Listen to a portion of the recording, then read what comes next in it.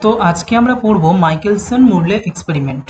Michelson মোরলে experiment ফিজিক্সের হিস্ট্রিতে একটা খুব বড় একটা ব্রেক থ্রু বলা চলে, কারণ ঠিক এই এক্সপেরিমেন্টের রেজাল্টের উপর বেস করেই আইনস্টাইন তার স্পেশাল থিওরি অফ রিলেটিভিটির পস্টুলেটসগুলো দিয়েছিলেন, এটা বলা যেতে পারে।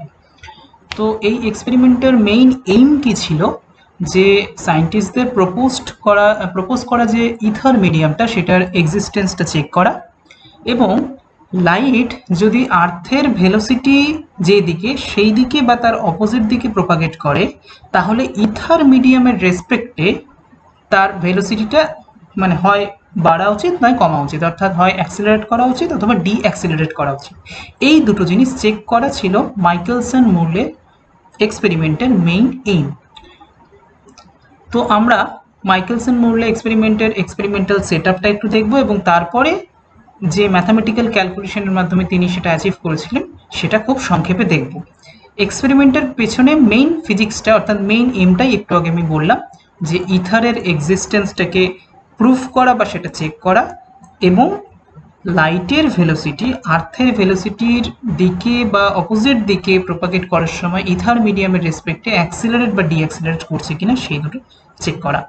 তো 1907-এ মাইকেলসন এবং মোরলে তাদের একটা এক্সপেরিমেন্টাল সেট আপ মাইকেলসন ইন্টারফেরোমিটারের মাধ্যমে এটি চেক করেছিলেন। তো সেটার সেট আপটা ছিল খানিকটা এইরকম, যে এই এস একটা একটু আবছা হয়ে গেছে পিডিএফে, I am sorry for that.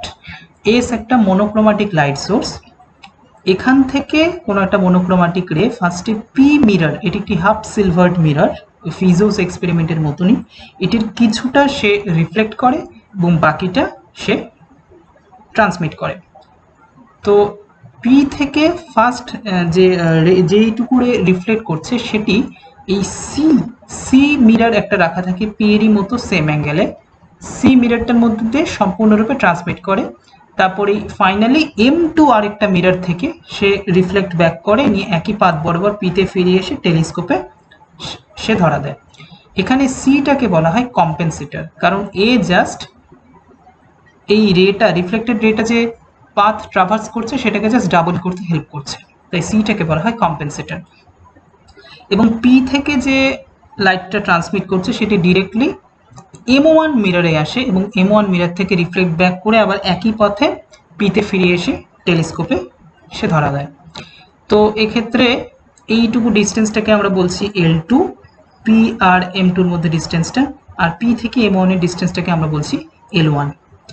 তো এরপরে আমরা করব কি, আমরা ধরে নিচ্ছি আর্থের ভেলোসিটি ডিরেকশনটা হচ্ছে পি থেকে M1 এর দিকে, অর্থাৎ লেফট থেকে রাইটের দিকে। তো পি থেকে যেই রেটা ট্রান্সমিটেড হয়ে M1 এর উপর গিয়ে মানে ইনসিডেন্ট হচ্ছে, তো সেই রেটা যখন পি থেকে M1 এর দিকে যাচ্ছে তখন তার ভেলোসিটিটা হবে সি প্লাস ভি, এবং যখন সে একই পাথ বরাবর ব্যাক করবে সেক্ষেত্রে তার ভেলোসিটি হবে সি মাইনাস ভি, কারণ একদিকে যাওয়ার সময় তার ভেলোসিটি হবে লাইটের ভেলোসিটির দিকে, আর একদিকে হচ্ছে ঠিক তার অপোজিট দিকে। তো এই মানে এইখানে যে রে দুটো একটা যাচ্ছে এবং একটা ব্যাক করছে পিতে, তাদের যে টাইম পিরিয়ডটা, টোটাল টাইম পিরিয়ডটা যদি আমরা মেজার করি এবং এই ডিস্টেন্স যদি L1 হয়, তাহলে সেই এক্সপ্রেশনটা দাঁড়ায় হচ্ছে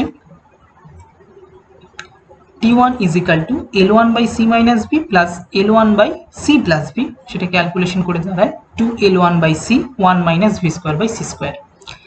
এইবার আমাদের কাজ হচ্ছে আমরা এই পি থেকে যেই রেটা রিফ্লেক্ট করে M2-র দিকে যাচ্ছে সেটা টু অ্যান্ড ফ্রো মোশনটা ক্যালকুলেট করব। কিভাবে করব না, আর্থের ভেলোসিটিটাকে কাজে লাগিয়ে আমরা ধরে নেব যে আর্থ একটা সার্টেন টাইমে বি থেকে, আর্থের ভেলোসিটির জন্য বি থেকে বি প্রাইমে এই M2 মিররটা শিফট হয়েছে, মানে M2-র পজিশনটা বি থেকে বি প্রাইমে। তাহলে সেক্ষেত্রে লাইটটা তো তাহলে এই বেন্ড পাথটা ফলো করবে, এবং বেন্ড পাথটা যদি ফলো করে তাহলে ওর যে পাথটা হবে সেটা কি হবে, আমরা তাহলে বলতে পারবো যে P M2 prime P prime, অর্থাৎ আর্থের ভেলোসিটির জন্য বিটা M2 মিররটা যদি একটা টাইম লিমিটে M2 প্রাইমে এগিয়ে আসে, M2 থেকে M2 প্রাইমে এগিয়ে আসে, কারণ আর্থের ভেলোসিটি এই সাইডে, তাহলে লাইট ওই একই টাইমে পি থেকে M2 প্রাইমে আসবে। এটা আমাদের মাথায় রাখতে হবে বারবার।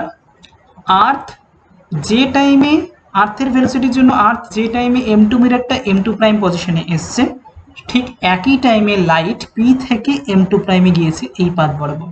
তাহলে আমাদের লাইটের টোটাল ট্রাভার্স পাথটা হবে P M2 prime P prime, P M2 prime এবং P প্রাইম।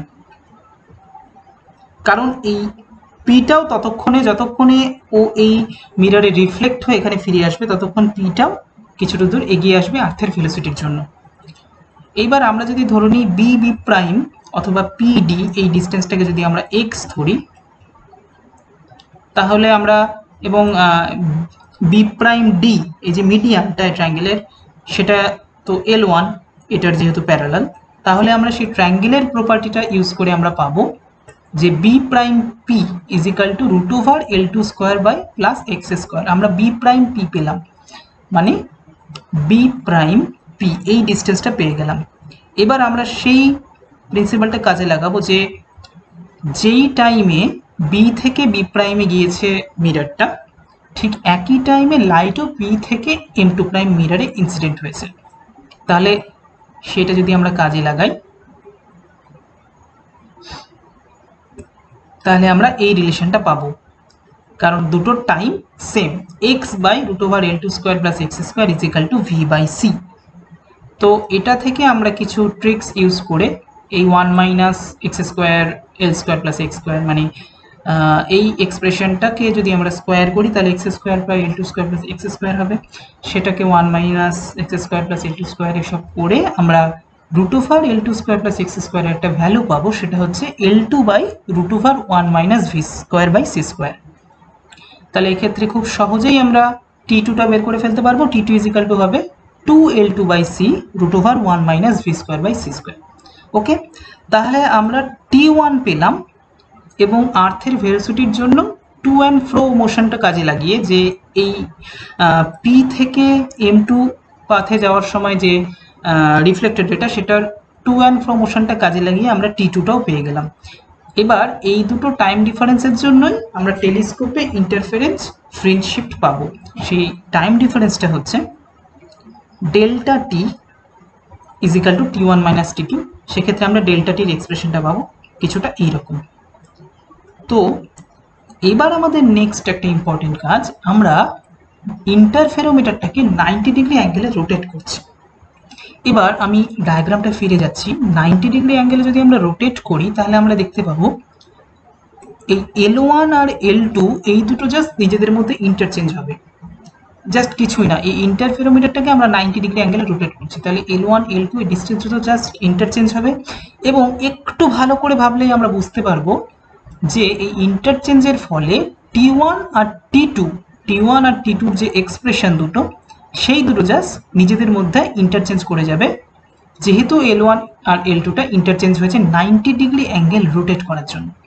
তাহলে আমরা আগের এক্সপ্রেশন দুটো মিলিয়ে T1 প্রাইমটাকে লিখতে পারি 2L1 by c √1 minus v square by c square. ঠিক এটি ইন্টারচেঞ্জ করেছে T2 এর সাথে। একইভাবে T2 prime is equal to 2L2 by c √1 minus v square by c square.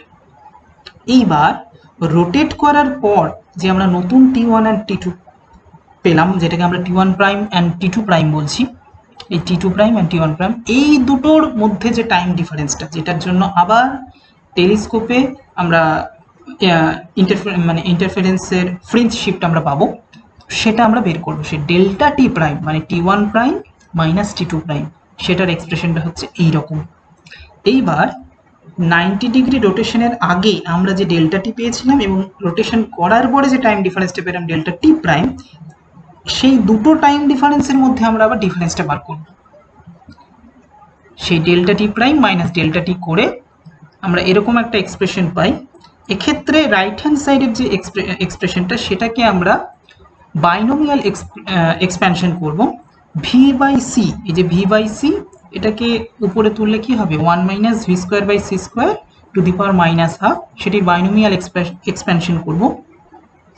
V by c এর সেকেন্ড টার্ম অবধি আমরা বাইনোমিয়াল এক্সপ্যানশনটা করব। বাইনোমিয়াল এক্সপ্যানশনটা করার পর delta t prime minus delta t এর এক্সপ্রেশনটা দাঁড়াবে কিছুটা এইরকম। Minus one by c l one plus l two v square by c square. Binomial এক্সপ্যানশনটা একটা জাস্ট ইজি ম্যাথামেটিক্যাল প্রসেস। তো এখানে যেহেতু আমি ফিজিক্সটা নিয়ে মেইনলি ইন্টারেস্টেড, তাই আমি এখানে সেটা দেখাইনি, জাস্ট এক থেকে দুটো লাইন। সেটা পিডিএফ লিঙ্ক দেওয়া থাকবে ডিসক্রিপশন বক্সে, তোমরা পেয়ে যাবে। আর এটাকে যদি আমরা ডেল্টা এস বলি, তাহলে delta s by s fringe শিফটটা যদি আমরা মেজার করতে চাই, সেক্ষেত্রে সেই এক্সপ্রেশনটা হবে mu by c minus mu by c l one plus l two v square by c square. এখানে আমরা একটা অ্যাপ্রক্সিমেশন কাজে লাগাচ্ছি যে l one is equal to l two, এবং এই মিউ বাই সি এটাকে আমরা রিপ্লেস করতে পারি ওয়ান বাই ল্যামডা, যেখানে ল্যামডাটা হচ্ছে ওয়েভলেংথ অফ লাইট এবং নিউটা ছিল লাইট ফ্রিকোয়েন্সি। তো ডেল্টা এস বাই এস এর এক্সপ্রেশনটা দাঁড়াবে minus twelve by lambda v by c এর হোল স্কোয়ার। এইবার মাইকেলসন অ্যান্ড মর্লে ভি এর ভ্যালুটা ইউজ করেছিলেন 30 কিলোমিটার পার সেকেন্ড, অর্থাৎ আর্থের ভেলোসিটি। ল্যামডা ইউজ করেছিলেন যে মনোক্রোমাটিক লাইট, সেটা হচ্ছে 6000 অ্যামস্ট্রম, এবং এল ওয়ান আর এল টু সমান করার পর, ইকুয়াল করার পর এলটাকে ইউজ করেছিলেন 1.2 মিটার তাদের এক্সপেরিমেন্টে। তো এই তিনটে ডেটা যদি এই এক্সপ্রেশনে আমরা রিপ্লেস করি, তাহলে সেক্ষেত্রে ডেল্টা এস বাই এস এটার ভ্যালুটা দাঁড়ায় 0.04 অনলি। তো তাদের ইন্টারফেরোমিটারটা এতটাই সেন্সিটিভ ছিল যে এটা এক্সপেক্টেড অ্যামাউন্টের প্রায় 1/10 কম শিফট এটা মেজার করতে পারতো বা ডিটেক্ট করতে পারতো।